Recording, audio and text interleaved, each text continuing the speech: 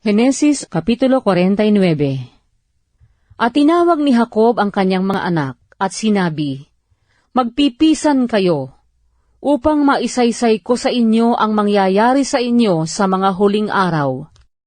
Magpipisan kayo at kayo'y makinig, kayong mga anak ni Jacob, at inyong pakinggan si Israel na inyong ama. Ruben, ikaw ang aking panganay, ang aking kapangyarihan, at siyang pasimula ng aking kalakasan. Siyang kasakdalan ng kamahalan, at siyang kasakdalan ng kapangyarihan. Kumukulong parang tubig na umaawas, hindi ka magtataglay ng kasakdalan, sapagkat sumampa ka sa higaan ng iyong ama. Hinamak mo nga, sumampa ka sa aking higaan. Si Simeon at si Levi ay magkapatid. Mga almas na marahas ang kanilang mga tabak. O kaluluwa ko, huwag kang pumasok sa kanilang payo. Sa kanilang kapisanan ay huwag kang makiisa, kaluwalhatian ko, sapagkat sa kanilang galit ay pumatay ng tao, at sa kanilang sariling kalooban ay pumutol ng hita ng baka. Sumpain ang kanilang galit, sapagkat mabangis, at ang kanilang pag-iinit, sapagkat mabagsik. Aking babahagihin sila sa Jacob, at aking pangangalatin sila sa Israel. Huda, ikaw ay pupurihin ng iyong mga kapatid. Ang iyong kamay ay magpapahinga sa leeg ng iyong mga kaaway. Ang mga anak ng iyong ama ay yuyukod sa harap mo. Si Huda ay isang anak ng leon. Mula sa panghuhuli, anak ko, umahon ka. Siya'y yumuko, siya'y lumugmok na parang leon, at parang isang leyong babae, sinong gigising sa kanya? Ang setro ay hindi mahihiwalay sa Huda, ni ang tungkod ng pagkapuno sa pagitan ng kanyang mga paa. Hanggang sa ang Shilo ay dumating, at sa kanya tatalima ang mga bansa.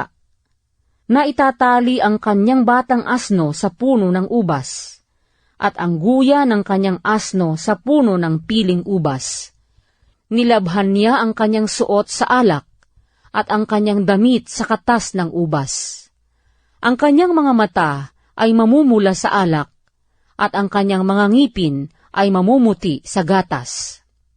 Si Zabulon ay tatahan sa daungan ng dagat, at siya'y magiging daungan ng mga sasakyan, at ang kanyang hangganan ay magiging hanggang Sidon. Si Isakar ay isang malakas na asno, na lumulugmok sa gitna ng mga tupahan.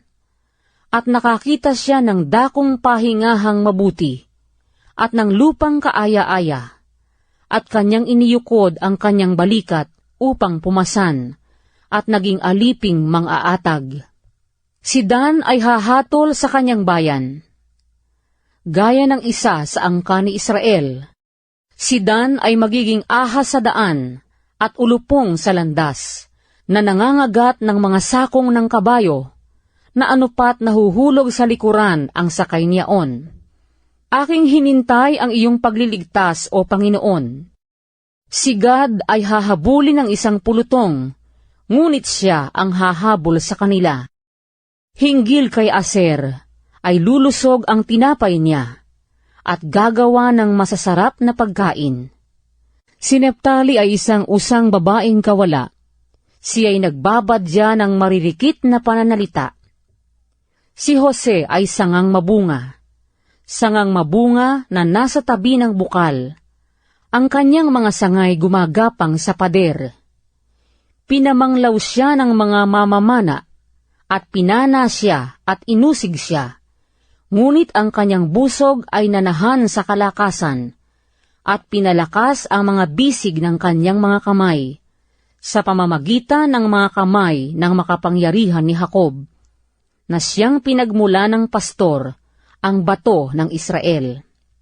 Sa pamamagitan nga ng Diyos ng iyong ama, na siyang tutulong sa iyo, at sa pamamagitan ng makapangyarihan sa lahat, na siyang magpapala sa iyo, ng pagpapala ng langit sa itaas, pagpapala ng mga kalaliman na nalalagay sa ibaba, pagpapala ng mga dibdib at ng bahay bata, ang mga basbas ng iyong ama, na humigit sa basbas ng aking mga kanunuan, hanggang sa wakas ng mga burol na walang hanggan, mga papa sa ulo ni Jose, at sa tuktok ng ulo niya, na bukod tangi sa kanyang mga kapatid.